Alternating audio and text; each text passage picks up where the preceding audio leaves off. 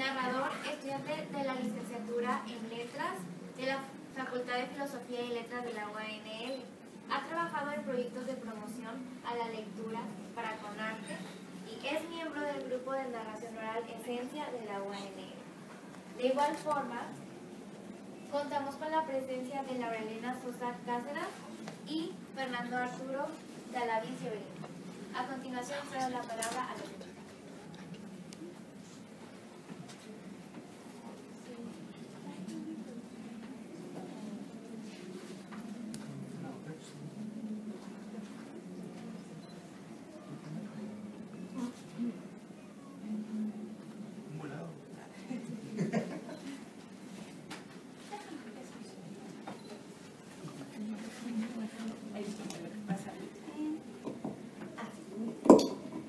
Sí, bien, ¿verdad? Perfecto.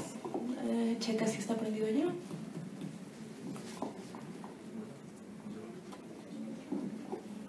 Bueno, de momento cada quien trajo un texto y vamos a hacer como que una impresión general de lo que pues la novela nos provocó. En este caso, pues nada más sería una introducción de las impresiones a grandes rasgos que me dio la novela. Entonces, comienzo con esta pequeña introducción. Héctor Daniel Martínez y Lacrimus Fábula 1, La ira de Berserker, entraría en la tradición de las novelas de fantasía y podemos desarrollar sus características con contenidos con los que nos podemos relacionar.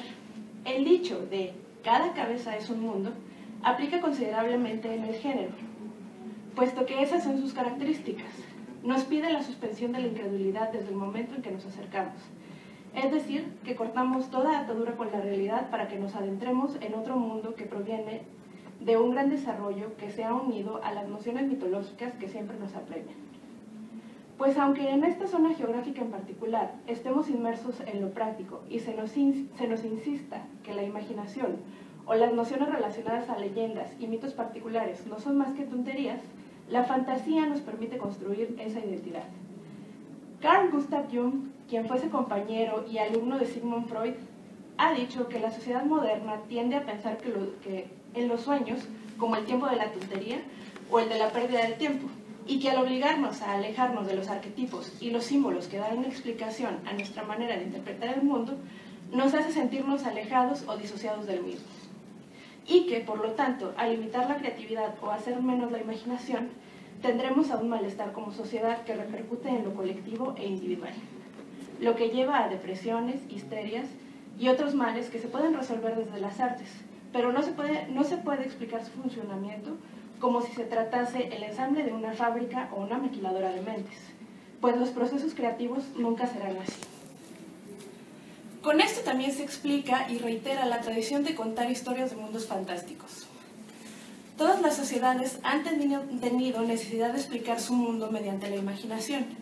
Y aunque ya podemos tener los instrumentos de la medición de la realidad en el método científico y en el uso de la racionalización, también es bueno tener el complemento de la creatividad e imaginación, muy necesarios en la actualidad, donde hay muchas problemáticas que requieren soluciones que salgan de actos espontáneos y que se puedan repetir y probar.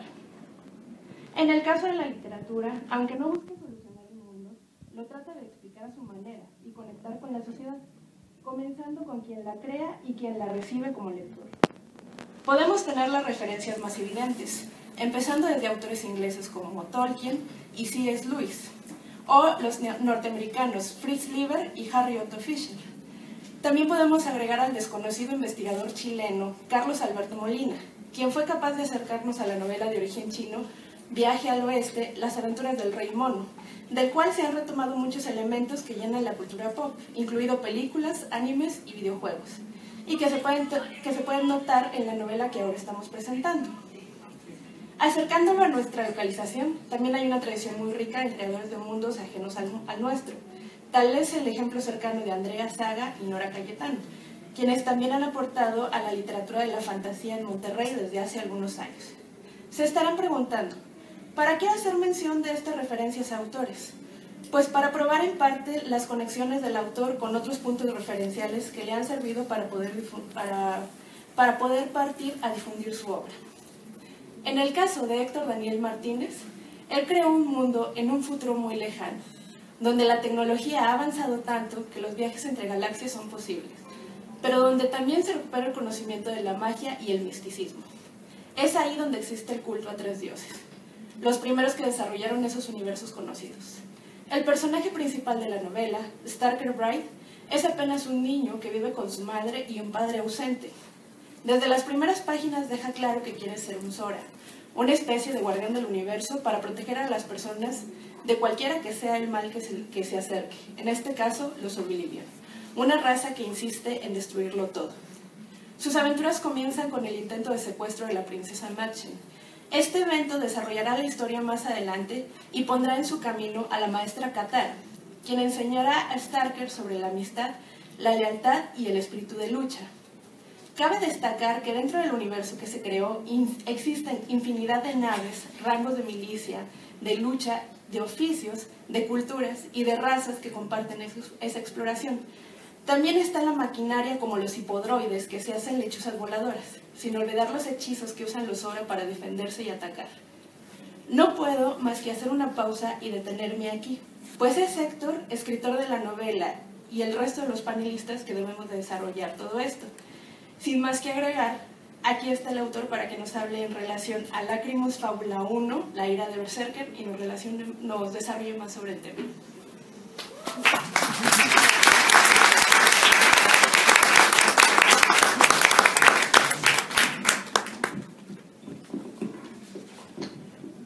Bueno, en un momento nos hablará el autor cómo concibió su obra, su novela. Voy a hacer una lectura de algunas reflexiones sobre la misma. Crónica de un atrevimiento. Esta presentación es el inicio de una temeraria odisea. Si ya de por sí publicar un libro es toda una gesta, publicar un libro de ciencia ficción lo es todavía más. Héctor Daniel Martínez nos invita a un viaje donde naves, enfrentamientos e intrigas simbrarán nuestras mentes. Una novela de un género inaudito, más de 250 páginas de acción y delirio que romperán con la tediosa monotonía de esta vida presa de la saturación de novelas lacrimógenas de casos de la vida real, los discursos del narco, la delincuencia organizada y la corrupción política. De entre muchas definiciones de ciencia ficción, una de las que considero más contundentes y completas es la del novelista, poeta y crítico literario Kingsley Amis, de 1922-1955, quien define la ciencia ficción como aquella forma de narrativa que versa sobre situaciones que no podrían darse en el mundo que conocemos, pero cuya existencia se funda en cualquier innovación de origen humano o extraterrestre, planteada en el terreno de la ciencia o de la técnica, o incluso de la pseudociencia o la pseudotécnica. La novela Lacrimus Fábula 1, la ira de Berserker, es prácticamente una grata bocanada de puro oxígeno en estos ambientes grises y enrarecidos. Y es que parece que nuestra sociedad industrial y comercial nos tiene esposados y recluidos para no pensar más allá de este espacio, para no dar a conocer propuestas que tienen como base la aventura hacia otros mundos. Por eso proyectos como el que hoy nos muestra Héctor Daniel son grandes tesoros que deben de ser difundidos y valorados en el ámbito literario de nuestro estado, incluso de nuestro país, tan dado a ser maquilador y consumidor de imaginarios de Estados Unidos, Europa o Japón. Olvidamos que la imaginación también puede desbordarse en México. Indagando en internet información sobre esta novela, Lacrimus Fábula 1, la ira de Berserker, me doy cuenta que Héctor tardó cerca de 12 años en escribirla, siendo su primera incursión en la literatura, o su ópera prima. En mis 8 años de promotor de ciencia ficción he visto evolucionar este género de manera admirable. Al principio el panorama de la ciencia ficción en nuestro estado estaba prácticamente en coma. Comencé a coordinar un círculo de lectura de ciencia ficción en la Casa de la Cultura, y este tipo de proyectos duran normalmente 3 meses a lo mucho, pero este duró 1 año. y evolucionó el grupo al actual grupo de Facebook Hiperespacio. Esto me dio a entender que el público que gusta de este género literario está ahí, pero en estado casi de ocultismo, dispersos y degustando este género de manera dispersa, casi a escondidas. Por eso es de celebrarse el trabajo de Héctor Daniel, que me imagino muchos no lo comprendieron en su quehacer. La fantasía y ciencia ficción suele no ser muy reconocida por la literatura ortodoxa predominante, donde se reverencian a Octavio Paz o Carlos Fuentes, no a un Isaac Asimov o a un Arthur C. Clarke. En esta labor de promotoría de la ciencia ficción regiomontana, pues he publicado Mundos Remotos y Cielos Infinitos, donde convoqué casi a 40 escritores de nuestra entidad a escribir ciencia ficción.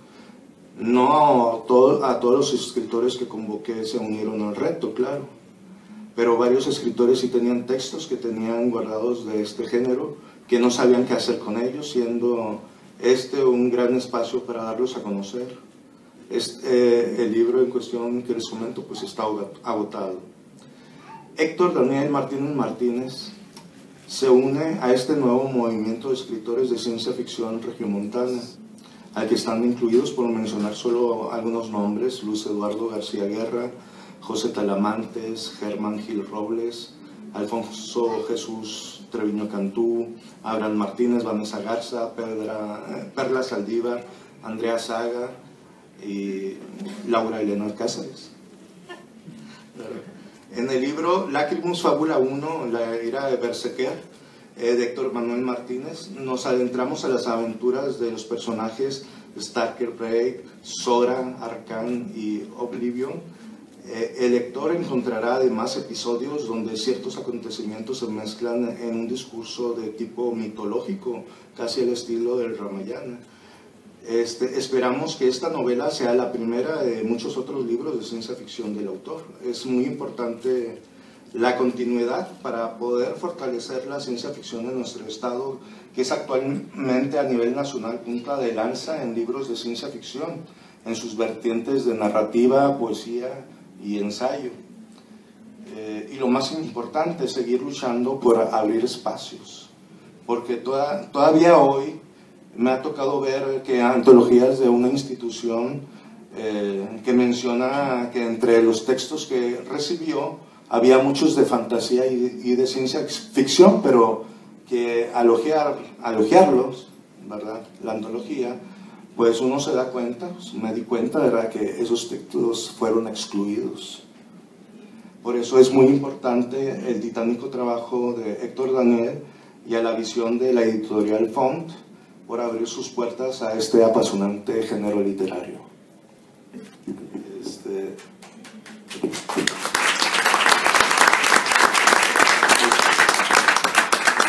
Ahora sí que cedemos la palabra al autor para que nos explique cómo nació la idea de su novela. Hola, ¿qué tal? Muchas gracias. Bueno, antes que nada me gustaría agradecer la presencia de mucha gente muy importante para mí. Todos los que están aquí, en serio se los agradezco. Cualquiera que me conozca un poco sabe lo mucho que esperé este día, el día que iba a existir mi novela, el día de mi primera presentación. Era algo con lo que realmente yo fantaseaba de niño. Y no les voy a mentir, toda la semana estuve pensando en de qué forma contar el origen literario de la novela, ¿no? Cómo fue que empecé a desarrollarla. Y me di cuenta de que yo creo que la mejor forma de contarla es contando desde el principio, desde que empecé a acercarme a esto, desde que empecé a escribir, porque todo está relacionado, ¿no? Yo siempre fui un niño muy raro, o sea, yo cuando no tenía más de 6 años, que yo jugaba como cualquier otro niño con sus juguetes, yo dejaba de jugar porque me iba a cenar o me iba a la escuela, y cuando volvía, continuaba la historia donde me había quedado. O sea, desde entonces yo creaba historias sin saberlo. Para mí era súper divertido. Mataba personajes, los revivía, volvían a aparecer. Era el mismo mono, pero tenía otro nombre, entonces era otro personaje, ¿no? Luego, no sé si yo sea el único de aquí en esta sala que recuerde esta serie que la pasaban por Discovery Kids, se llamaba El Fantasma Escritor. ¿La recuerdas? Bueno, yo estaba muy pequeño cuando la veía, pero recuerdo que los chicos, eran una serie muy noventera, ¿no? Eran un grupo de adolescentes que pues resolvían misterios con la ayuda de un fantasma que agarraba las letras y luego las reorganizaba y eran las pistas, ¿no? Sí, sí, claro. Bueno, perdón, ya estamos abriendo una conversación. Nada más lo que quería mencionar, sí, efectivamente era este fantasma que aparecía, reorganizaba las letras, y eran este grupo, lo que mencionas de muy noventas, sí. Pues obviamente todos eran diversos, ¿no? Yamal el negro, Leggy la latina de Barrios Bajos, sí. Se me olvidó el nombre de la chinita, pero pues al final de cuentas todos tenían que resolver misterios y era como que una situación muy policíaca. Entonces, bueno, me llama la atención que sí. sea influencia. Eres la primera persona que conozco que lo vio aparte de Si quieres te platico cuál fue el final, quién era el fantasma escritor, pero no. Está en YouTube por si la quieren ver, que no creo. Pero bueno, esta serie, yo era muy pequeño cuando la veía, tendría unos, no sé, 5 o 6 años, y yo admiraba a estos chicos noventeros, yo quería ser como ellos, y ellos siempre tenían un collar con una pluma, ¿no? Porque nunca sabían cuándo les podía aparecer el fantasma escritor y darles una pista, entonces ellos anotaban en su libretita. Entonces yo quería ser como ellos. Entonces yo le pedí a mi mamá que desde las juntas a las que iba, que le regalaban siempre plumas, que me diera una. Yo siempre tenía una conmigo a donde fuera que yo iba, y tenía mi libretita también. Entonces yo creo que ese fue mi primer acercamiento a la escritura. Tal vez no tanto como escribiendo cuentos o algo así, pero ya me gustaba, aunque ni siquiera sabía escribir. Yo realmente hacía garabatos y yo juraba que ahí decían cosas, ¿verdad? Pero ya me gustaba hacer cosas con la pluma y con la hoja. Ya después, cuando empecé a escribir, que empecé a aprender a escribir, que conocí el abecedario, empezaba a hacer yo historietas. Agarraba yo hojas de máquina, hacía unos dibujos horribles, hacía unos dibujos de diálogo, y con una letra pues de un niño que apenas empezaba a escribir, ahí yo contaba historias que no sé de dónde saqué. Mi mamá guardó esas hojas en una caja de zapatos, de repente lo olvidé, ¿de dónde saqué todo esto? Tenía 6 años yo creo, y así empecé. Hacía eso, era como mi hobby. Mientras otros niños les encantaba salir a jugar a la calle, a mí me encantaba sentarme a dibujar y hacer cómics. Pero bueno, era un mal dibujante y lo sigo siendo, pero lo importante era en ese momento contar historias, ¿no? Luego así seguí hasta que llegué a tercero de primaria. En tercero de primaria pasó algo muy chistoso, que bueno, siempre nos habían encargado comprar libretas, pero en tercero nos encargaron comprar diarios. Yo nunca había comprado un diario, nunca lo había visto, y cuando lo vi me quedé impresionado. Era como un libro, pero... Te quiero preguntar eso, ¿en qué año fue? Porque también como que era muy común el ejercicio de los diarios. A mí me tocó hasta 6º año y también me puedo identificar mucho con eso. No, a mí me tocó en tercero. ¿Tercero de primaria? Sí, de primaria. Eso ya, o sea, me sorprende porque también habla de cómo es que fueron cambiando y adaptándose los planes de estudio de acuerdo al nivel de los niños. Sí, de hecho, bueno, cuando yo vi el diario por primera vez yo me quedé impresionado, o sea, yo lo vi como un libro en blanco. Sí. Ajá, o sea, es como que puedo poner... Lo que nunca borras. Ajá, puedo poner algo aquí, lo que sea, y va a ser como un libro de pasta dura, no sé, a mí me encantó. Entonces, después de que compramos los diarios que encargaban para la escuela, yo pedí uno para mí. Y ahí fue donde empecé a escribir. En aquel entonces el internet no se usaba tanto como hoy, entonces muchos términos antes no tenían nombres, eran cosas que la gente hacía pero no tenían nombre todavía. Entonces, por ejemplo, fanfic. Yo no sabía lo que era un fanfic, en aquel entonces no existía esa palabra. Entonces yo, sin darme cuenta, es lo que hacía. Y recuerdo que hacía fanfics de las caricaturas que estaban en aquel entonces, de Digimon, de Pokémon. Hacía yo mis propias historias sobre ese universo, sobre Star Wars, sobre videojuegos. Y es que este fenómeno siempre existió, pero los 90s fue, bueno, finales de los 90s, principios de los 2000 fue definitorio para que precisamente se diera todo ese fenómeno. Y yo lo adjudico a que precisamente fue la masificación de los medios y el tránsito de televisión a internet. Bueno. Sí, de hecho, sí. Entonces, sí. Sí, porque de hecho recuerdo que, bueno, toda la época de la primaria era más fácil para mí escribir en diario. O sea, estaba ahí la computadora, estaba ahí el Word, pero no me sentía muy familiarizado con él. Y de hecho, escribí, no sé cuántos diarios llené con historias, fueron bastantes. ¿Dónde están? No lo sé. pero aparecerán. Pero no fue hasta sexto de primaria cuando me dio curiosidad todo esto de pues, usar el Word. No era muy común, o sea, yo realmente usaba la computadora, pero para jugar, no para trabajar, no tanto. Entonces me acerqué al Word y fue cuando empecé a escribir. De hecho, fue en sexto de primaria cuando escribí mi primera novela, que por cierto no era mía porque era un refrito del Rey León. Era la misma historia del Rey León, pero sustituyendo los leones con perritos. Sí, ya sé. No lo tengo el original. Hubo como segunda parte. Y luego no fue hasta que entré a la secundaria cuando pues un día me di cuenta de que había muchas cosas que yo quería leer, que yo quería ver en una película, en una serie, pero que no existían. Había muchos... Era como si yo tuviera ganas de conocer a mis propios personajes. Era muy raro. Sentía que, ok, me gusta mucho Star Wars, me gusta mucho este otro videojuego, esta saga, esta serie, pero yo quiero algo aparte y no está en ningún lado. Lo estuve buscando y no lo encontré. Entonces, simplemente me senté a escribir en Word, ya sabía usarlo. Empecé a escribir una historia de ciencia ficción. La verdad es que en aquel entonces, o sea, nunca me he considerado alguien que empezó a escribir bien. Entonces, en aquel entonces esos libros eran... Ahorita si yo los leo, yo creo que me quiero sacar los ojos como Edipo, porque realmente sí me faltaba mucho por aprender. Pero bueno, empecé a escribir. Realmente escribía para mí, o sea, nunca pensé en publicar hasta muchos años después. Yo escribía para mí era muy divertido hacerlo. Era una actividad que yo pasaba las tardes, aprendí la computadora, me sentaba, ponía música y a escribir. Y que nadie me moleste. Y pasaron los años escribiendo esa historia. La verdad es que no tenía nada de especial en aquel entonces. Los villanos eran genéricos, eran malos porque sí, los buenos eran buenos porque sí. La historia era totalmente lineal, no había subtramas ni nada de eso. Pero de hecho, terminaba de escribir un libro y escribía otras cosas, pero por algún motivo siempre volvía a esa saga. O sea, siempre volvía y a ver qué sigue, y qué sigue. Y así hasta que fueron 10 libros. Y de hecho, esa saga se terminó de escribir en el 2010, creo. Así cuando fueron 10 libros. No fue hasta el 2012, más o menos, que ya cuando yo estaba viviendo aquí en Monterrey, que conocí a varios escritores.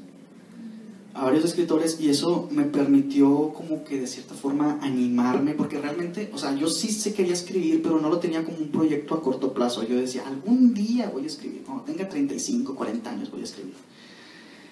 Y conocer escritores me sirvió en el sentido de que, oye, pues tal vez no es tan lejano como yo lo veía todo el tiempo, ¿no? A lo mejor si me siento a trabajar en ello y conozco a las personas indicadas, a lo mejor se puede acelerar unos cuantos años. Ahí te comprendo perfectamente, porque es un proceso en el que empiezas desde lo individual precisamente para contarte historias. Y bueno, en mi caso igual fue con pocas personas que me decían, ay, pues pásame una de tus historias, y también escritas a mano, o si no, lo más evolucionado era sacar copias. Y ya de ahí fue, o sea, bueno, yo vengo de Reynosa, entonces también como que el camino, allá no conocí muchos escritores, más bien fueron poetas, pero ese camino en donde ya empiezas a soltar tu individualidad y te das cuenta que conectas, es cuando ya te das cuenta de ese proceso de la edición, bueno, ahora sí que lo que es la odisea de ponerse a publicar. Claro. Y lo que viene. Sí, de hecho. Pero va a ser algo muy bueno. Y de hecho, no sé si te pasaba a ti, bueno, a mí me pasaba que yo veía los escritores como algo inalcanzable. ¿Sí? O sea, como que no, ¿cómo es ese escritor? Claro que no. Y de repente, pues conoces a escritores, te das cuenta de que es muy posible y ya te lo tomas un poco más en serio. Bueno, fue gracias a esto que empecé como que a pensar, dije, a ver, ok, entonces tal vez sí se pueda, tal vez pueda publicar un poco antes de lo planeado, pero ¿qué? ¿Voy a escribir algo desde cero o voy a ver algo que ya tengo escrito? Más o menos por ese entonces mi disco duro se había estropeado, entonces muchos de los libros que tenía se perdieron, yo creo que más de la mitad se perdió. Me puedo relacionar con eso. A todos nos ha pasado. Y bueno, empecé a ver qué tenía, qué se había rescatado. Y muchas de las historias que me hubiera gustado publicar se perdieron para siempre. Pero entonces vi esa historia genérica, tan lineal, tan sin sin chiste, que no me gustaba nada en ese momento, pero que eran 10 libros, eran 10 partes, y dije, vamos a ver. Empecé a leer y dije, no, esto está horrible, pero había algo que me gustaba, había algo que quería rescatar. Y tomando eso, y tomando otros cuantos elementos de otras novelas que de plano nunca iba a publicar, porque sí admito que estaban muy malas, pero tenían también algo, dije, vamos a empezar desde cero, a contar la misma historia, pero otra vez. Eso fue en el 2012, 2013 más o menos. Esos 10 libros se convirtieron en 5. Entre lo que eliminas, que es paja, ¿no? Lo que no sirve, se convirtieron en 5. Me tomó desde el 2012 hasta el 2015 hacer esa reescritura de esas novelas. En aquel entonces el primer nombre que tuvo la novela fue Dioses Antiguos. Un nombre que realmente, o sea, hasta el nombre se me hacía feo. No, entonces cuando la reescribí, que dije, bueno, esto ya se podría considerar otra novela, porque realmente es tanto lo que modifiqué, solamente dejé la esencia, le cambié el nombre y le puse Lágrimas de Leyendas. Me gustaba mucho ese nombre, se me hacía muy como que poético, no sé. Yo estoy pensando en un grupo metalero. Tal vez algo de eso. Se me hace muy legendario, no sé, pero al mismo tiempo, bueno, así lo dejé durante mucho tiempo. Ya después, ya para las últimas, cuando estaba ya reescribiendo el cuarto, el quinto libro, fue cuando me dieron ganas de darle un nombre un poco más misterioso. Entonces agarré Lágrimas, lo cambié a latín, que era Lacrimus, agarré Leyenda, y en latín era Fábula. Lo junté, Lacrimus Fábula, me gustó cómo sonaba, me gustó mucho, la verdad. Y así se quedó.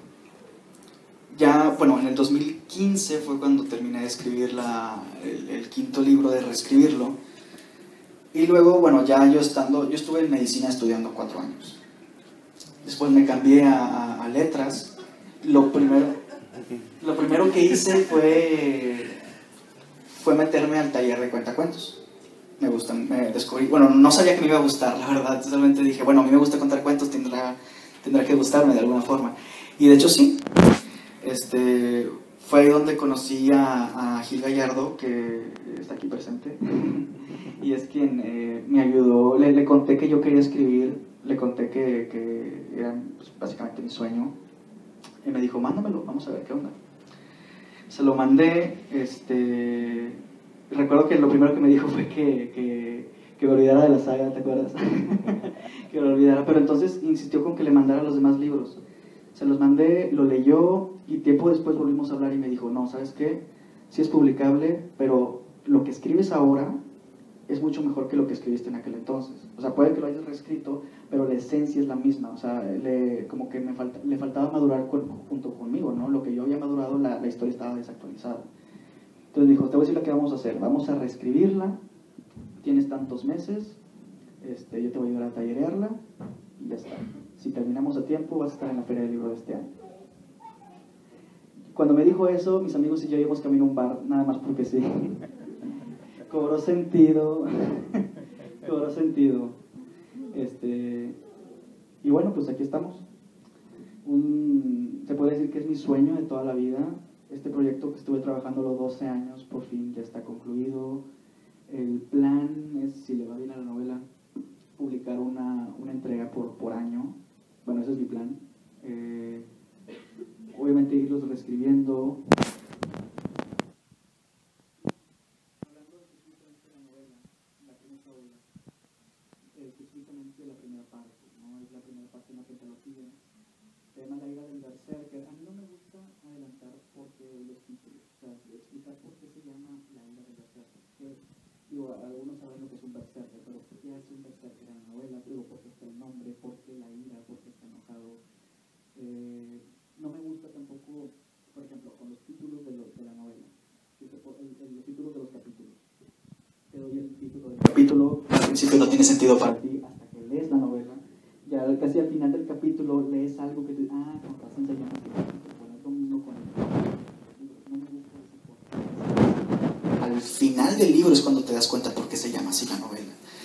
Precisamente este uso de los títulos también me gustó porque sí me relacioné con eso. Yo, la mayoría de los escritores que he leído, me gustan precisamente porque engañan desde el principio. Ujú. Es como que... Pero ese engaño es porque te exige a ti como lector que... Ahora es que ponle un poquito de neurona, no te voy a dar todo masticadito, todo peladito en la boca, no. Desenrédalo un poco y ya lo desarrollas. E incluso, bueno, espero que no esté tan grande la comparación, pero Jonathan Swift, de Los viajes de Gulliver, también hacía mucho eso en los títulos, como que era una tradición en el Renacimiento, Sí. y sobre todo en las novelas del siglo XVIII, las mexicanas también, eso de que ponen un título y dicen, el capítulo del niño que caminó y se tropezó, ¿no? Pero uno tiene que ver por qué se tropezó, por qué caminó, y resulta que a lo mejor ese título parece que no tiene nada que ver, o es muy engañoso o ingenuo, pero ya desarrolla algo más, ¿no? O sea, el niño era pobre o era huérfano. Entonces, eso en tus capítulos también me agradó bastante. Y todavía estoy, el que ha resonado mucho estos días en mi cabeza es el de ni me calmo ni tomo más té. Ah, sí. Sí, que es haciendo alusión a Alicia en el País de las Maravillas. Habrá quienes les gusta hacer todo lo contrario, que es adelantar de qué se trata el capítulo, ¿no? Como, un poco así más como hacían los juglares, ¿no? Les voy a contar la historia del dragón que fue por... Habrá quienes les guste hacer eso. Yo opté más por lo otro, por ser un poquito más misterioso, reservarme un poquito más. Te doy un trozo del capítulo. Un trozo que te puede poner un poco incómodo, ¿no? Porque, ¿por qué dice eso? ¿Qué va a pasar aquí? Bueno, pues entonces te invito a que lo hagas para que veas por qué. Y casi hasta el final es cuando te das cuenta por qué se llama así el capítulo.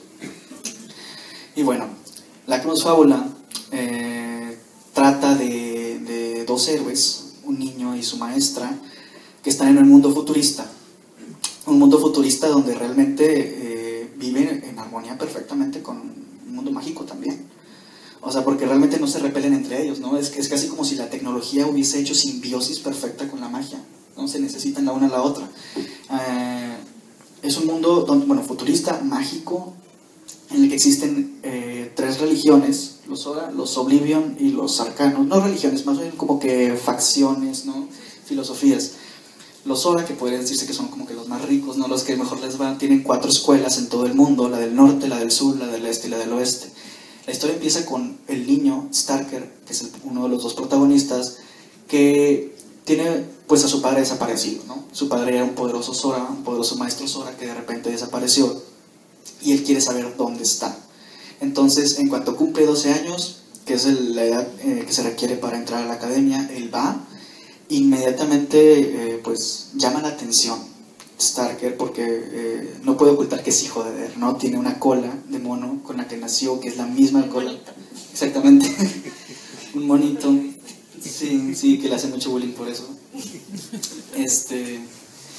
Y bueno, obviamente llama la atención, y es cuando la directora de la Academia del Norte, Katara Wilden, la otra protagonista, se da cuenta, ¿no? Dice, este es hijo de Der. Y resulta que Der era el papá de Katara. Perdón, era el maestro de Katara, lo siento.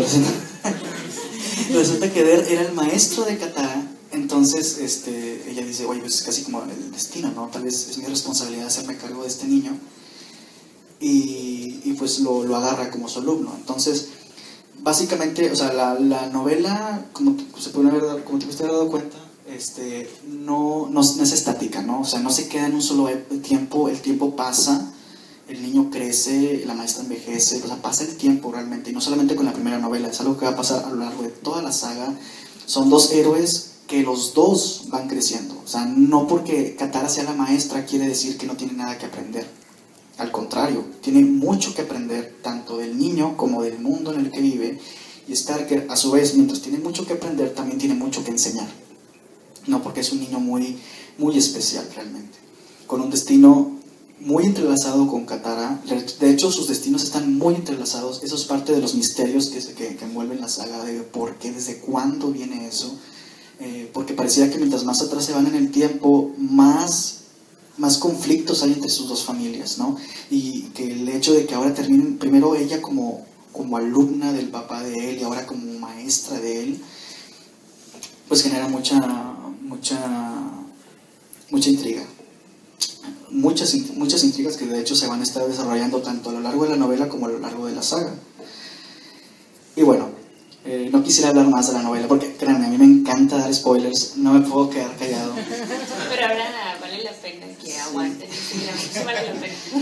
No quisiera que se me fuera algún detalle. Y entonces, spoiler, y solo les digo spoiler. Sí, de hecho sí, me estoy aguantando bastante. No me pregunten porque sí, lo que me pregunten les digo, así que mejor no. Y bueno, pues creo que de lo que podría decir para promocionar la novela sin decir spoilers, yo creo que eso podría ser todo. No sé si tengan alguna pregunta. Bueno.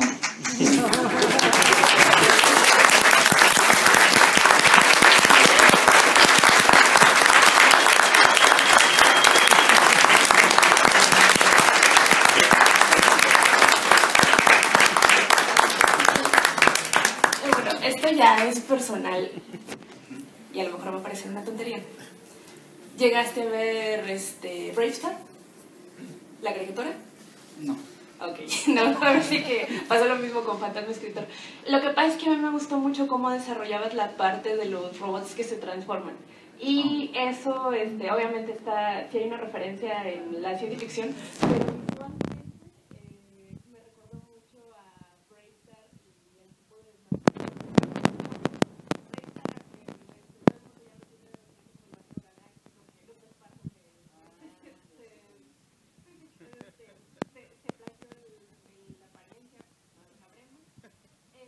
pero al final de cuentas las naves, las locaciones, como no dejas, o sea, es un futuro muy western, pero me llama mucho la atención que lo que son las naves son bajas, o son búfalos, o son halcones también. Entonces quería preguntarte si eso tiene alguna relación o algo, como más bien alguna influencia o por el otro lado.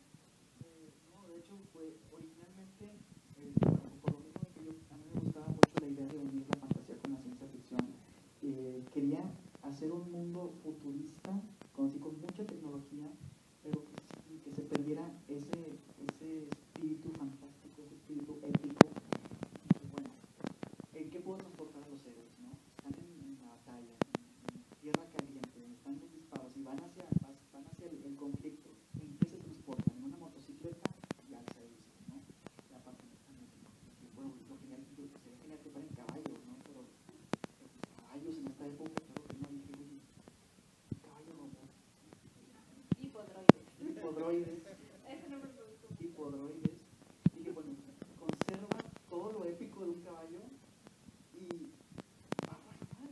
O sea, va a toda velocidad, a la velocidad de una motocicleta. Mencionó 200 kilómetros por hora, ¿no? Sí, o sea, dije, esto es genial. Dije, bueno, ahora, de repente ocupan volar, ¿no? De repente van a ocupar irse de ahí. Oye, que con un botón, accionando un botón se conviertan en lechuzas. O sea, y funciona, ¿no? Bueno, son naves que de hecho agarran a lo largo de la historia lo mismo. Hay una, bueno, no iba a spoiler. Ya estoy de punto. No, pero sí.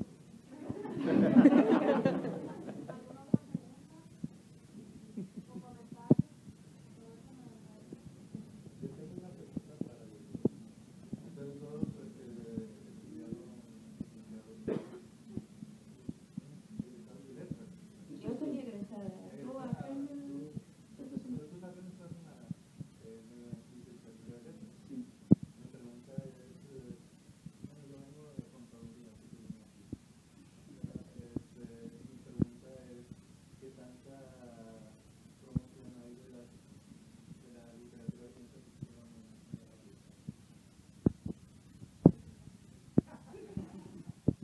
Pues bueno, no sé cuando tú estudias, pero bueno, yo ahorita no he visto tanto. Yo siento que sí no tanto. Bueno, yo me recibí en 2013 y para ese momento ya habían agarrado, y yo no sé si por eso, precisamente habían agarrado una tendencia, pero fue cuando yo me salí de la carrera. En el momento en que yo estaba, incluso mi línea de estudio, que era de ciencia ficción con un autor de Nuevo Laredo, luego digo el nombre, pues realmente estaba así como que no hallaba mucho. Y para cuando me salí, ¿cuál fue mi sorpresa? Que fácil como unos 6, 7 alumnos me andaban pidiendo de referencia mis investigaciones o mis bibliografías para que ellos pudieran estudiar. No sé qué tipo de textos les habrían puesto. Yo precisamente adjudico lo de Mundo Remoto y Cielos Infinitos, pero fue algo que habrá durado, bueno, yo salí en el 2013, para el del 2015 fue la última persona que me preguntó algo. No sé qué maestro se los haya pedido o en qué materia les hayan encargado investigar algo. Pero bueno, yo como siempre he sido así, o sea, si me preguntan en cuanto a investigaciones de ciencia ficción, pues de lo poquito que sé, bueno, igual y apenas voy a tercer semestre, a lo mejor más adelante. Puede ser. Puede ser. Y cuando los alumnos y maestros se dan cuenta que ustedes les gusta la ciencia ficción, no los miran raro. ¡Pretty power! No, pues es que... bueno, No, o sea, no, digo, a mí no me ha pasado. Bueno, en mi caso, pues más que nada, no es la rareza, más bien es como que falta que se difunda más bibliografía de investigación sobre eso, porque casi siempre la poca que hay, no, bueno, ahorita ya se está digitalizando mucho, incluso, bueno, aquí, esto ya es spoiler de otro proyecto, en México están haciendo por parte del Centro Nacional de las Artes una biblioteca que va a ser de ciencia ficción, va a ser digital. La están haciendo dentro del área de investigación y dentro del área de novelas de escritores mexicanos desde los 1600, 1700, desde Pedro Castera hasta lo más actual, y lo quieren hacer precisamente para que la gente que esté interesada en el género, dentro del área, bueno, dentro de lo mexicano, busque, y si no, incluso si no es dentro de la literatura mexicana, pero tengan algo para poderlo estudiar, las herramientas, se va a subir. Apenas está el proyecto. Entonces, pues estamos hablando de que esto viene de una institución pública. Pues lo que me llama mucho la atención es que la iniciativa vino de, ¿cómo se llama? Del área del arte, o sea, de lo que es pintura, de lo que es escultura. Pero lo que pasa, bueno, el grupo en el que estoy en el Distrito Federal, en la Ciudad de México, se llama Estéticas de Ciencia Ficción. Entonces, lo abrieron desde las visiones de la ciencia ficción, o sea, bueno, la parte visual. Entonces, ya es la parte visual, ahorita la única queja que tienen es que se está haciendo muy literario, porque la tradición es literaria. Pero bueno, al final de cuentas, entre todos los proyectos que están haciendo, es ese, o sea, abrir una biblioteca digital para que quien tenga la necesidad de investigar, o quien tenga la necesidad de leer como alguien admirador del género, pues busque. Entonces, siento que sí se está abriendo un poco más. Ahora sí que es cuestión de irlo acercando o irlo dando a conocer poco a poco. Bueno, yo nomás quiero decirles que con el libro de Daniel se inaugura el sello Fantástica de Editorial Font. Es el primer libro del sello Fantástica de Editorial Font, y pues felicitarlo porque no es fácil.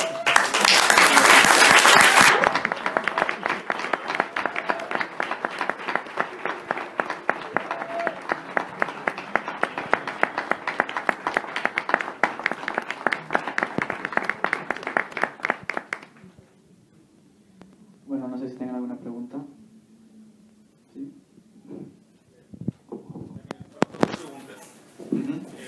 Como contaste, empezaste a escribir la historia hace 12 años, prácticamente la mitad de tu vida, ¿no? Sí. Entonces, ¿tuviste alguna influencia de algún escritor de ciencia ficción? En el transcurso de él leíste ciencia ficción. ¿Tienes preferencia por algún autor? Pues de hecho, ciencia ficción es raro porque es el género que menos leo. O sea, me gusta más la fantasía, pero ciencia ficción sí he leído, no tanto como para así tomarte referencia a un autor. La ciencia ficción me llegó más a mí por las películas, yo creo, ¿no?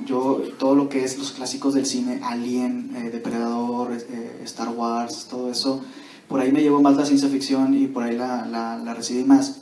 Sí he leído novelas de ciencia ficción, pero me voy más por la fantasía. Y yo creo que es por eso que tal vez la intención original de Lacrimus Fábula era hacer ciencia ficción, pero no pude huir de mi gusto por la fantasía. Entonces por eso se hizo esa simbiosis. Pero tengo más como que experiencia leyendo más que nada la fantasía, más que la ciencia ficción. fantasía, bueno, ahorita yo leo mucho a Laura Gallego, de los contemporáneos, me gusta mucho cómo escribe. Realmente para mí, Papi Tolkien es el que es Papi Tolkien, o sea, por siempre. J.K. Rowling también me gusta mucho.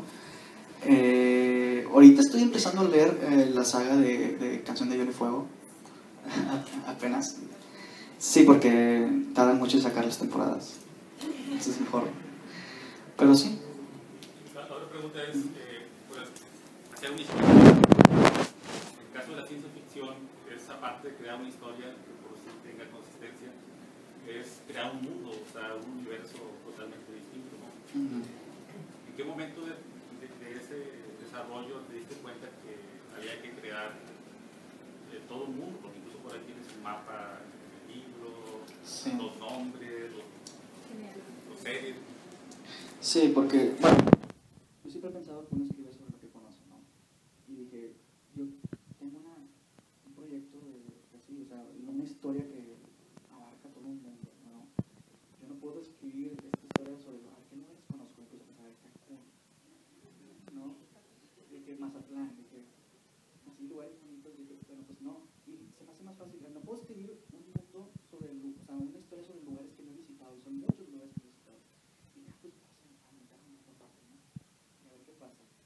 y de hecho ya tomé esa decisión y meses después me arrepentí porque realmente se te vino la creación encima y yo como si fuera un jardín y no sabía dónde podar y esa planta de ideas me estaba agarrando. Exactamente, bueno, algo así, porque realmente me tomó mucho tiempo. Dije, ay, ahorita hago de otro mundo, sí, como si nada, o sea, sí, realmente me tomó meses. Hice una base de datos en bloc de notas.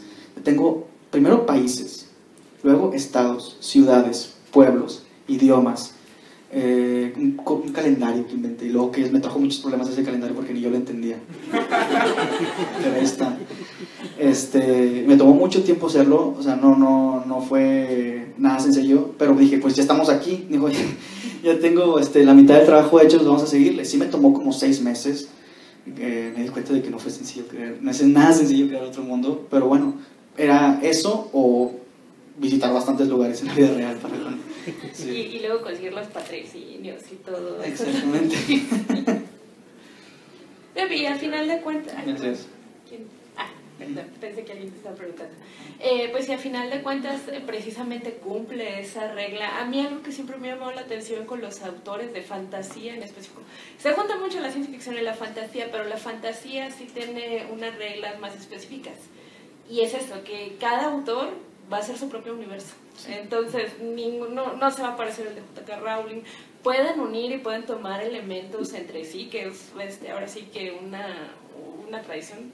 Me acuerdo mucho, a J.K. Rowling la habían demandado porque había agarrado, creo que era la clase de transformación.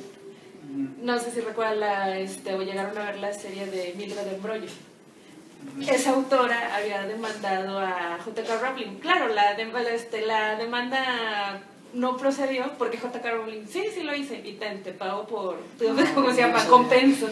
Entonces, al final de cuentas, o sea, a lo que voy es que la fantasía son mundos en donde cada quien desarrolla sus propias reglas, sus propias geografías, sus propios mundos, y en ello es en donde van a decidir qué van a agarrar de otros autores o de otras referencias, porque también se relaciona mucho con la mitología, y de ahí es en donde, bueno, precisamente por eso puse que cada cabeza es un mundo, pues cada autor de fantasía es un mundo inexplorado, que a final de cuentas nos va a conmover y a hacer que busquemos más y desarrollemos más esa imaginación. Y ahora sí que con la inventiva del autor, bueno, tú lo vas a estar experimentando también, pues vas a ver cómo nos vas a asombrar en un futuro más. Y bueno, aquí va la otra pregunta que tenía, que la respondiste conforme fuiste hablando de tu experiencia.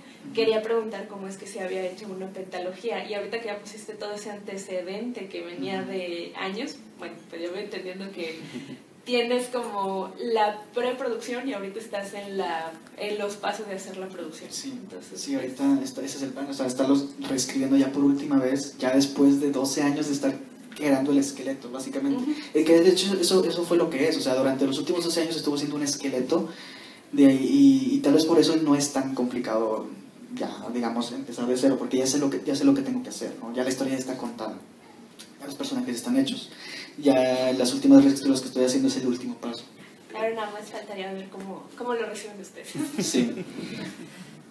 ¿Sí? Sí, Dani, bueno, y primeramente quiero felicitarte. Muchas gracias. Y decirte que estamos bien orgullosos de ti, en general Terán, gracias. de que ya eres.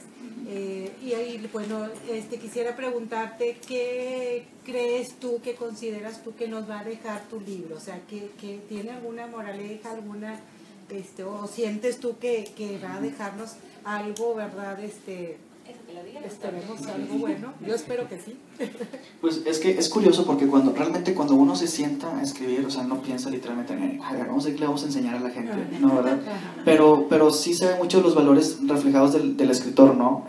Yo, por ejemplo, en lo personal valoro mucho la familia, valoro mucho la amistad, y esos son valores que se ven en los personajes reflejados, ¿no? O sea, la relación con el padre, voy a salir afuera a buscar a mi padre, ¿no?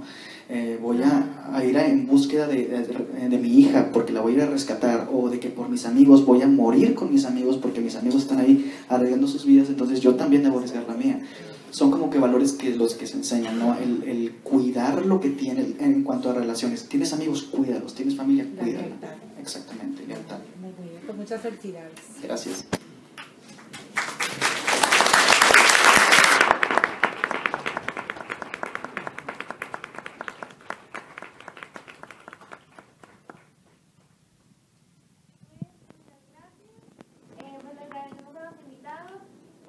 Por su gran presencia, y pues que todos tengan muy bonita tarde y que sigan disfrutando del evento, de los programas culturales que les ofrece pues la fe.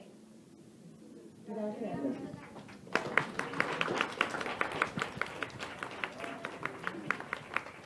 En la salida de la sala están los libros en venta para quien lo quiera adquirir, y el autor va a firmar aquí y también en el stand abajo.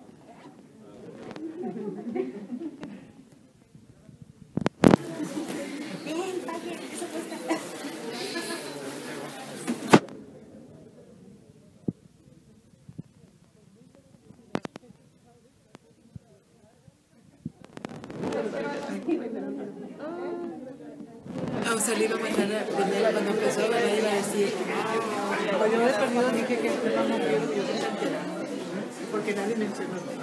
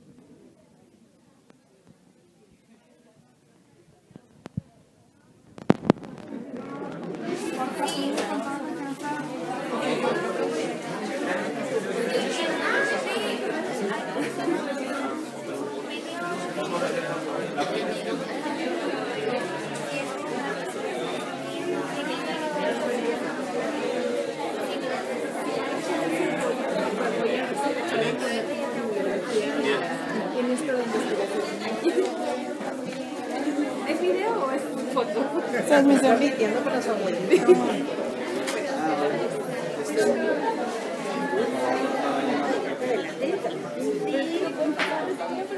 Ay, a ver, espérate.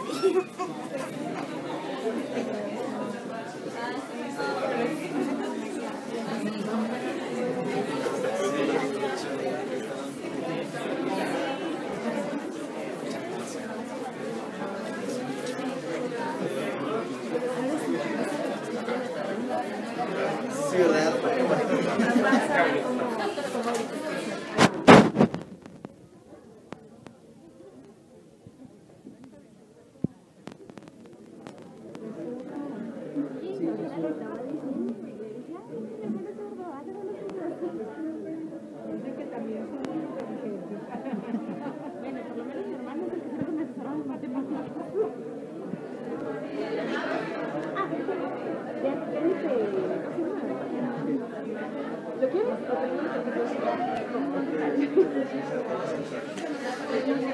Sí, de recuerdo.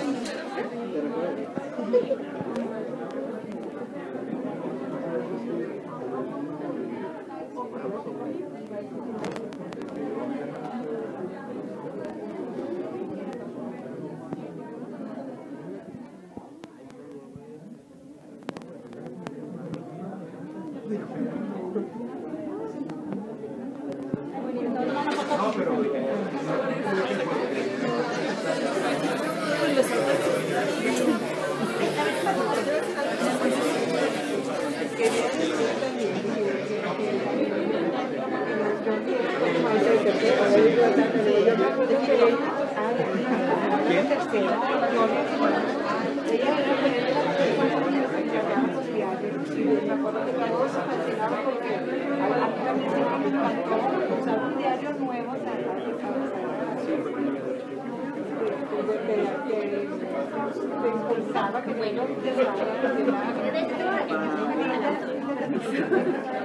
Ay, perdón.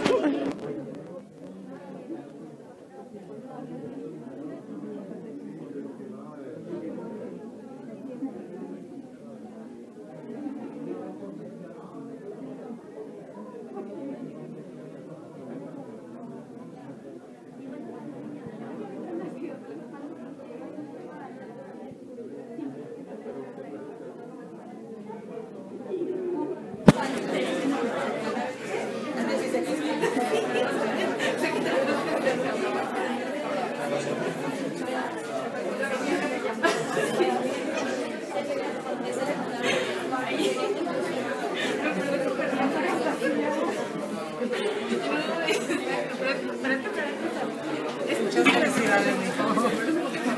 Que te vaya muy bien.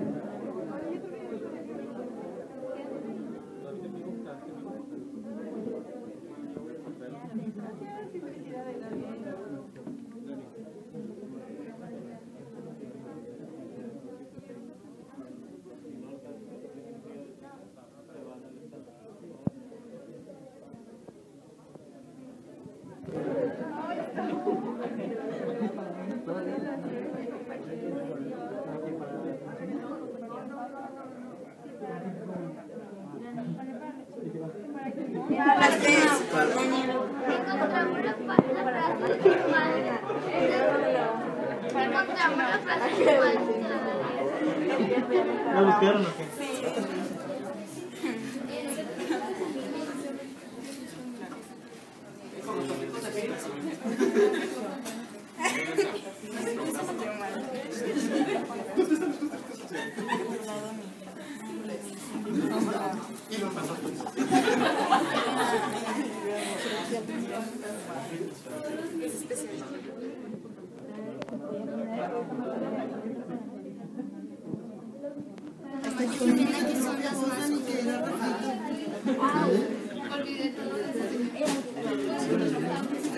Pero nunca lo habías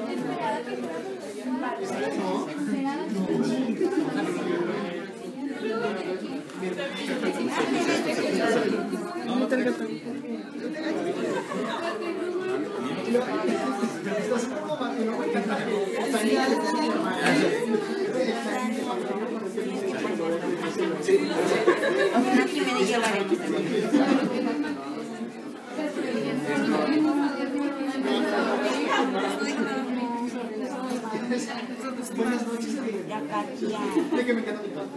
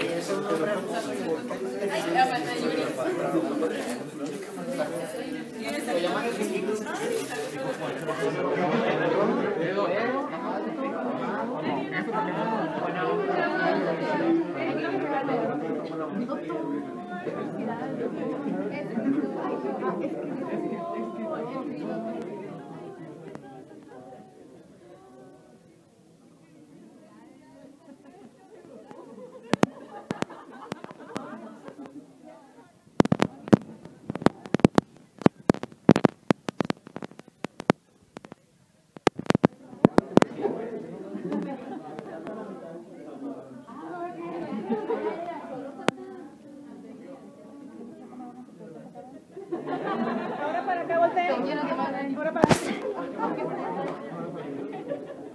No estoy cubriendo a nadie. Falta una.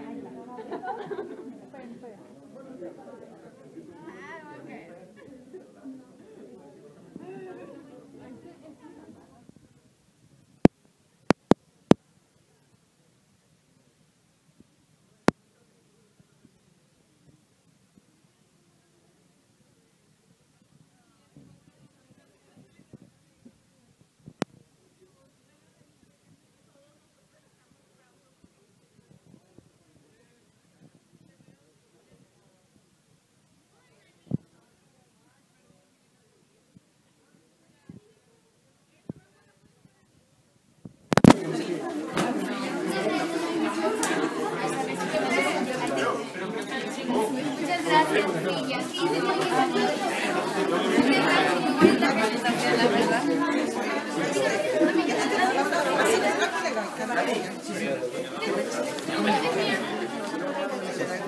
Pero aquí.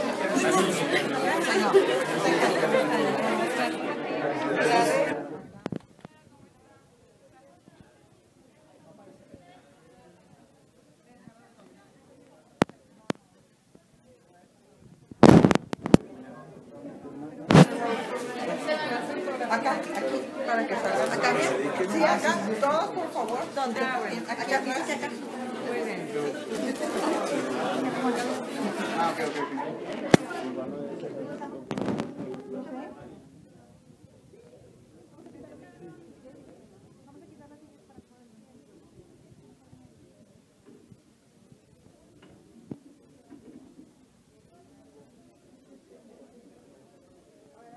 Ahí voy, espérame. ¿Esta también la quitamos? ¿Esta sigue?